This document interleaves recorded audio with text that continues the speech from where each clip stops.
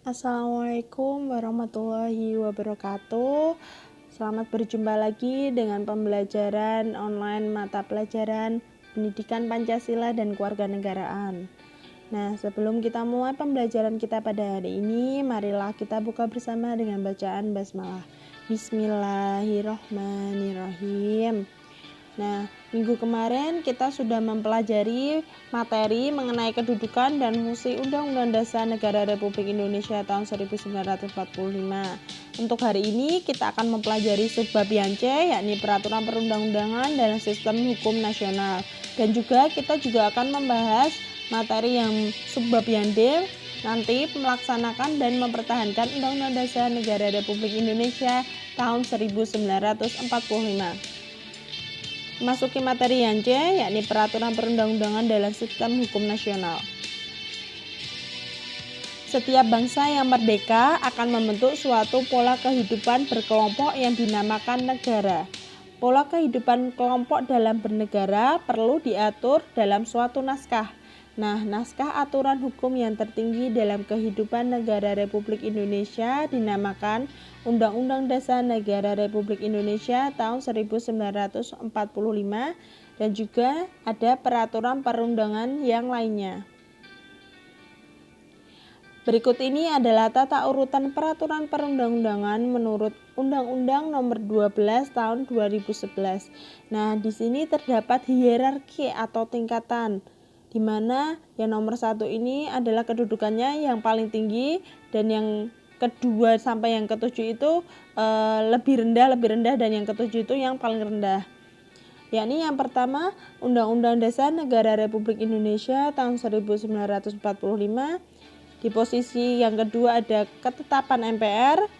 Yang ketiga Undang-Undang Perpu atau peraturan pemerintah pengganti undang-undang. Yang keempat adalah peraturan pemerintah. Yang kelima peraturan presiden. Yang keenam peraturan daerah provinsi. Dan yang ketujuh adalah peraturan daerah kabupaten atau kota. Nah, Undang-Undang Dasar Negara Republik Indonesia tahun 1945 ini berisikan pola dasar kehidupan bernegara di Indonesia.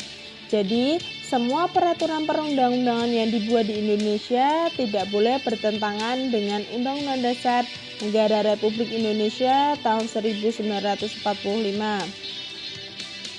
Jadi, mulai dari TAP MPR sampai yang nomor 7 peraturan daerah kabupaten atau kota itu semuanya tidak boleh bertentangan dengan Undang-Undang Dasar Negara Republik Indonesia tahun 1945 dan juga harus berpedoman dengan Undang-Undang Dasar Negara Republik Indonesia tahun 1945.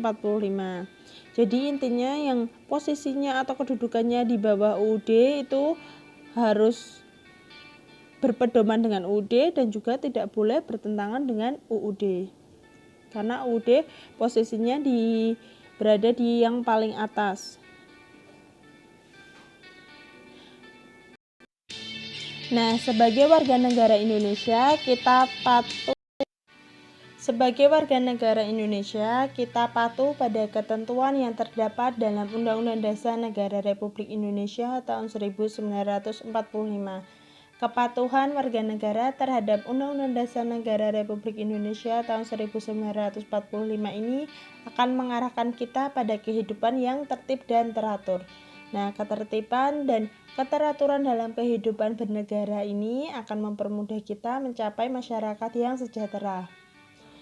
Namun sebaliknya ya, jika Undang-Undang Dasar Negara Republik Indonesia tahun 1945 ini tidak dipatuhi, maka kehidupan bernegara kita akan mengarah pada ketidakharmonisan.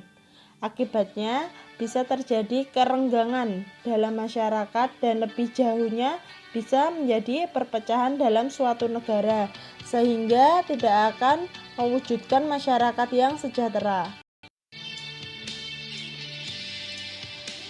Materi yang selanjutnya yakni melaksanakan dan mempertahankan Undang-Undang Dasar Negara Republik Indonesia tahun 1945. kemarin kita sudah mempelajari tentang sifat Undang-Undang Dasar ya.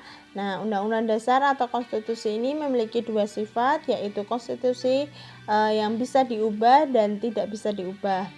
Undang-Undang Dasar Negara Republik Indonesia tahun 1945 sebagai konstitusi atau hukum dasar yang tertinggi bagi bangsa Indonesia adalah konstitusi yang dapat digolongkan sebagai konstitusi yang dapat diubah. Dan juga UUD ini juga memiliki sifat yang bisa mengikuti perkembangan zaman juga. Nah, perubahan ini terlihat dalam pasal 37 Undang-Undang Dasar Negara Republik Indonesia tahun 1945 yang mensyaratkan bahwa untuk mengubah UUD Negara Republik Indonesia tahun 1945 itu 2/3 anggota MPR harus hadir dan disetujui oleh sekurang-kurangnya 50% ditambah 1 anggota dari seluruh anggota MPR. Sejak tahun 1999, MPR telah mengadakan perubahan atau amandemen terhadap Undang-Undang Dasar Negara Republik Indonesia tahun 1945 sebanyak 4 kali. Nah, sebanyak 4 kalinya ini tahunnya berurutan ya, yakni mulai dari tahun 1999, tahun 2000, amandemen yang ketiga tahun 2001, dan amandemen yang keempat yakni tahun 2002.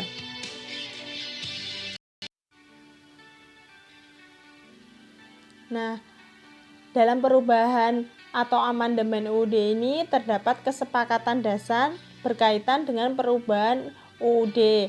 Ada 5 ya. Yang pertama, tidak boleh mengubah pembukaan Undang-Undang Dasar Negara Republik Indonesia tahun 1945. Perlu diingat kemarin sistematika UUD itu ada 2 ya, yakni ada pembukaan dan juga ada pasal-pasal atau batang tubuh. Nah, kalau pembukaan tidak boleh diubah, berarti yang boleh diubah hanyalah batang tubuh atau pasal-pasalnya saja. Mengingat materi yang kemarin juga bahwa kedudukan antara pembukaan dan pasal-pasal itu juga berbeda ya. Kedudukan pembukaannya itu lebih tinggi daripada pasal-pasal. Karena dalam pembukaan itu kemarin memuat ada prinsip-prinsip negara, yakni ada pengakuan kemerdekaan adalah hak segala bangsa, ada juga cita-cita nasional, pernyataan kemerdekaan, kedaulatan rakyat, ada juga tujuan negara dan dasar negara. Oleh karena itu, pembukaan itu tidak boleh diubah karena memuat prinsip-prinsip dalam bernegara. Nah, lebih jelasnya lagi, alasan bahwa pembukaan UUD Negara Republik Indonesia tahun 1945 ini karena memuat cita-cita bersama, memuat tujuan-tujuan yang biasa juga disebut dengan falsafah kenegaraan atau stateside atau cita-cita negara ya, yang kemudian menjadi kesepakatan pertama bangsa Indonesia dalam membangun wadah negara Kesatuan Republik Indonesia. Nah, kesepakatan perubahan yang kedua yakni tetap mempertahankan Negara Kesatuan Republik Indonesia. Yang ketiga, mempertegas sistem pemerintahan presidensial. Yang keempat, penjelasan Undang-Undang Dasar Negara Republik Indonesia tahun 1945 yang memuat hal-hal normatif akan dimasukkan ke dalam pasal-pasal atau badan tubuh. Dan yang kelima, melakukan perubahan dengan cara adendum. Nah, adendum ini apa? Adendum adalah tetap mempertahankan naskah asli. Apabila pembukaan Undang-Undang Dasar Negara Republik Indonesia tahun 1945 ini diubah, dengan sendirinya kesepakatan awal berdirinya negara Indonesia merdeka akan hilang. Dengan hilangnya kesepakatan awal tersebut, maka sama saja dengan membubarkan negara Republik Indonesia. Hal ini tentunya harus dihindari oleh seluruh bangsa Indonesia dengan tetap menghayati, mendukung, dan mengamalkan pembukaan Undang-Undang Dasar Negara Republik Indonesia tahun 1945 yang di dalamnya terdapat dasar negara Indonesia yaitu Pancasila. Pelaksanaan Undang-Undang Dasar Negara Republik Indonesia tahun 1945 bukan hanya dilakukan dengan tidak mengubah pembukaan saja. Akan tetapi, yang tidak kalah penting adalah melaksanakan pasal-pasal Undang-Undang Dasar Negara Republik Indonesia tahun 1945 ini dalam kehidupan bermasyarakat, berbangsa, dan bernegara. Setiap lembaga negara, lembaga masyarakat, dan juga setiap warga negara wajib melaksanakan Undang-Undang Dasar Negara Republik Indonesia tahun 1945. Nah, untuk materi pelaksanaan UUD dalam kehidupan sehari-hari ini juga ada di dalam modul pembelajaran luring kalian yang putaran ketiga ya. Nanti di sana terdapat pelaksanaan UUD dalam kehidupan sehari-hari.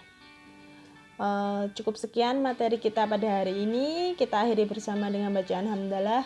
Alhamdulillahirabbil alamin. Semoga pembelajaran kita hari ini bermanfaat. Apabila ada pertanyaan atau ada yang belum jelas, silahkan bertanya. Saya akhiri. Wassalamualaikum warahmatullahi wabarakatuh.